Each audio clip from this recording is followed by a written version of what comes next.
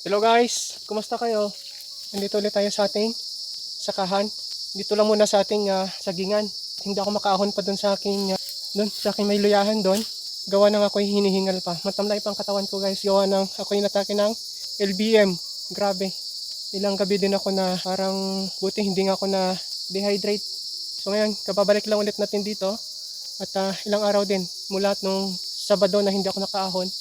Ngayon ay Biyernes, halos mag-isang linggo, no? At eto, may mga bagong puso ulit tayo na tundan. Ayan. So, Biyernes ngayon, at araw ng kalakal, magtitiba din tayo ng kung anong matiba dito. Parang meron na rin mga magugulang na tundan dito. So, titibayin na natin. Last week lang, ito, may binalot din akong tundan dito. Ayan o. So, 7 piling din ata yan.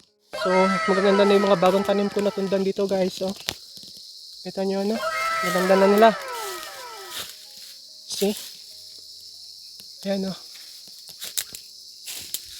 So, ayan yung titibain natin na latundan. Tapos, meron dun sa kabila. So, yan. Titibain din natin yan.